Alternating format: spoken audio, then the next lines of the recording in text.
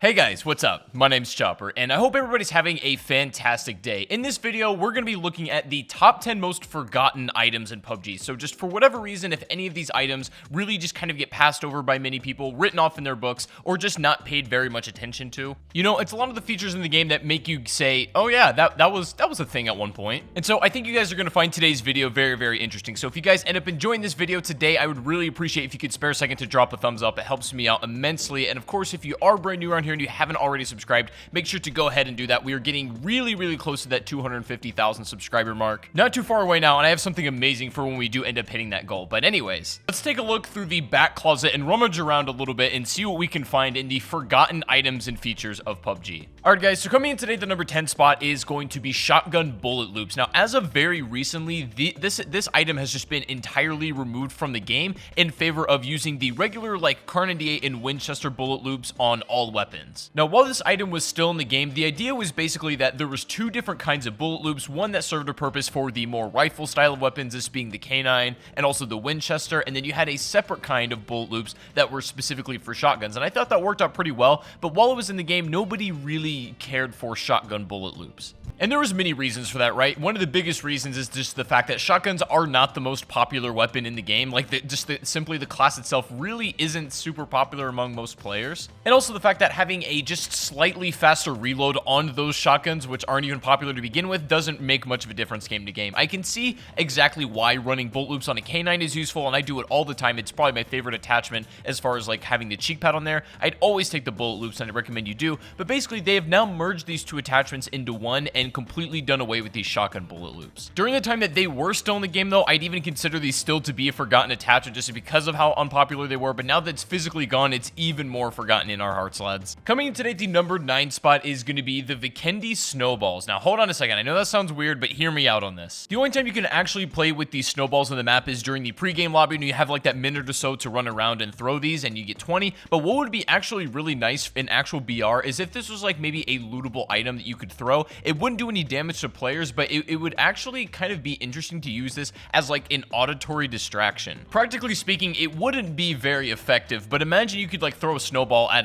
a certain house or something that somebody's camping in and kind of throw off their awareness and make them a little bit confused about to which direction you're coming from. Could be kind of fun. It's not something I'm really bothered about, but I feel like the snowball could actually be used in the BR itself, just kind of like for fun purposes. But nonetheless, it is another throwable item that probably will never see its way into the actual BR game mode, but it could be kind of cool if it did. Taking the number 8 spot today is going to be the 3-seater bike, and we've talked maybe a little bit about this vehicle in the past, but I don't think I've really expressed to you guys how much I despise this vehicle. There's so much it does wrong. For starters, and the most clearly obvious thing is that it really throws off the balance of this vehicle, and it's hard to maneuver with it. Like that, without a doubt, having that sidecar really hinders the way that you can maneuver around the map compared to just the regular 2-seater bike, which is much more versatile. Also, the fact that many people play 4-man squads, and when you're in that sort of 4-man squad scenario, 3 of you are going to be able to ride on this thing, and the 4th one is just kind of going to get screwed over. And not only that, but the sidecar is the biggest target known to mankind for people to hit. It's ridiculous. I suppose this vehicle is not too bad in solos and duos just because like you really aren't forced to use that sidecar, but if anybody ends up having to like sit in that thing, like it's not a fun time. I bet you if we took a poll of like, you know, many PUBG players to rate their like worst and favorite vehicles, the 3-seater would without a doubt be all the way at the bottom. People tend to normally just leg it and just walk into the zone if they have to rather than use the 3-seater, and honestly, I don't blame them. Coming in today, the number 7 spot is going to be the Scorpion pistol. Now, honestly, this kind of thing maybe should have made more ripples than it already did in the game, just because on paper, this weapon looks like it's going to be phenomenal. It's basically a pocket SMG that you can carry in your pistol slot, almost like an MP5 that you can run with 2 other weapons, but the problem with this gun is that it seems to be way more rare than it should be. That sounds kind of weird because I don't really know how I'm qualified to judge how rare a weapon should be, but it seems like I find Desert Eagles more than the Scorpion. And also due to the fact that it can take so many attachments that by the time you've looted this long and have all these attachments already, you're probably going to have an SMG or just a better gun, and it's almost never worth wasting all this equipment and all this utility on a weapon that you're going to throw away. This item is very forgotten if you ask me, because this weapon, I hardly ever see it in the kill feed. I never see it on loot bags when I'm looting the enemies. It's just like nobody picks it up, nobody really bothers themselves with it, and I bet you some people forget it's even a thing. Coming today at the number 6 spot is a particular melee weapon. I'm gonna give this to the crowbar. Now, a lot of the melee weapons in this game are just as useless as one another, except the pan. Obviously, it has the strongest damage, and it actually has a tangible effect of covering your back. You know, the pan is great, we all love it. But with the crowbar, it has literally the worst overall stats compared to the rest of the melee weapons, you know, like the sickle and the machete. Like, the crowbar has absolutely, it's got like negative use in this game, basically. I think the way that they can make the crowbar a bit more fun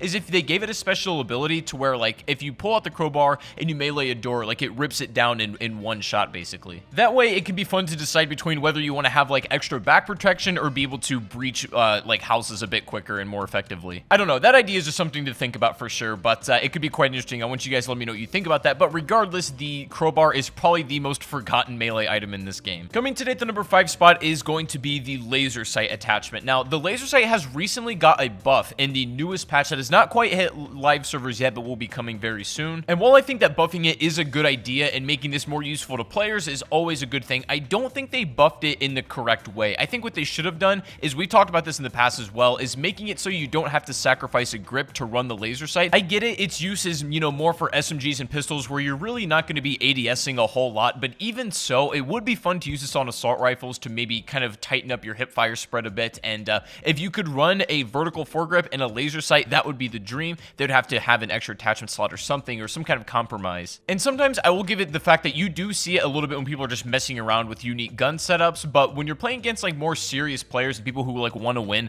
they're often just going to completely pass over the laser sight, and it ends up being forgotten in the, you know, bigger loot pool. So perhaps some kind of change to the laser sight that allows players to run it on a more wide variety of weapons without having to sacrifice anything that they already value running could make the laser sight a way more interesting attachment, and hopefully we'll see that at some point in the future. Coming today at the number 4 spot is going to be the instant revive kit, and if you're a little bit confused as to what this is, no worries, I'm going to explain it. This is an item that PUBG introduced maybe a little over a month ago at this point, and basically when you use it, it allows you to revive your teammate in 1 second instead of 10 seconds. And currently it is in the game, but it's only in custom matches for some reason. Now that presents a big problem if you ask me, and so I have the problem at hand, but I also have a solution for PUBG if they would like to implement this. Currently the problem is that custom games are such like a niche thing for PUBG that many players just don't ever use it. And so if they're going to be sinking development time into making items specifically for custom games, which hardly anybody's going to use, to be frank, put the instant revive kit in public matches, but make it a flare gun airdrop award. This way it kind of differentiates itself from the regular airdrops. There's a reason to call in these flare guns, and also the fact that it's not going to be overpowered because everybody's going to have one on them. There realistically is only going to be 0 to maybe 1 per match, and it's only good for just one teammate res, so it's not like it can be used multiple times. It's such a cool idea, and it's such an awesome item, and I really don't want them to just let this be forgotten in custom games. I really hope they bring it to public matches in some kind of interesting way. Taking number 3 spot is going to be the VSS specific Cheekpad. Now this was a feature that was on really early in the game, and they ended up substituting this just for the regular sniper Cheekpad that you can apply now to the VSS currently in our build of the game. Now I'm not here to argue the case that we should bring back the specific VSS Cheekpad attachment, because I really don't think it matters that much, to be honest with you. As far as I'm concerned, they could have both versions of the Cheekpad in game, and this VSS specific one could maybe be a little bit more effective on that weapon, or something like that if they want to change the multipliers for it, but not go too crazy with it. Whatever they like to do. This is more or less just to pay respect to an item that I really feel like the majority of the player base doesn't even know about, and I think it's such a cool one as well. I wouldn't count on or get your hopes up of ever seeing this attachment again. This is probably another one of those features that's just going to be cut from the game entirely, and they have no plans to bring it back, which again, I'm fine with. But that doesn't mean at the end of the day that this is absolutely a forgotten item in this game for sure. Coming in at the number 2 spot is going to be the C4 explosive item. Now, I made a video almost a year ago at this point that I just watched the other day, in which I was talking about the leaked C4,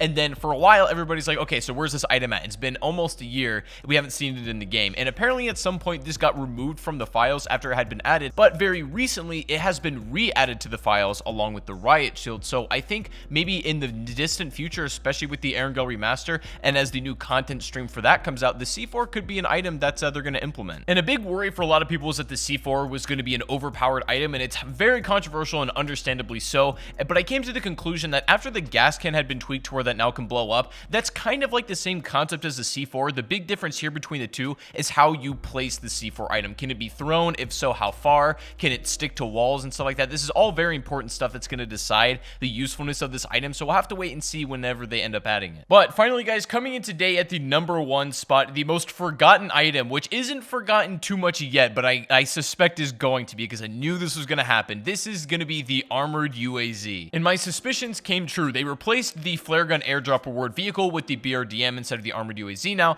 but they've completely got rid of that armored UAZ in every capacity. It no longer spawns, like you can't get it out of the flare gun, so they pretty much just completely deleted it from their game. And it's a shame if you ask me, because I really liked the armored UAZ. I didn't think it was the most useful thing ever, but it certainly made the game pretty interesting. I am, though, absolutely in favor of having the BRDM as the flare gun vehicle instead, but I still feel like there's room in the game in some capacity to have the armored UAZ be around. Maybe it's like a really rare vehicle spawn, or maybe even better yet, there's like a small Easter egg similar to the Vikendi loot cave that they add on Erangel Remastered, to where you can get yourself an armored UAZ, like maybe out of one of the bunkers. I don't know, something creative and fun to do like that, and it would still give a function to the armored UAZ, because I just really don't want them to delete this from the game as a whole, because I got a soft spot for this thing, man. I really like it. If you guys have any ideas or preference about this armored UAZ, I'd love to know your thoughts in the comment section down below, because I don't want this thing to be forgotten, even though I feel like it kind of is. But guys, that is going to be the top 10 most forgotten items in PUBG today. I really hope you guys did enjoy the video. If you did, please make sure to leave a like rating, subscribe if you are brand new, and if there's any items you feel like I missed that are forgotten in PUBG, definitely let me know what that is down below in the comment section as well. And also, one more thing before you guys go,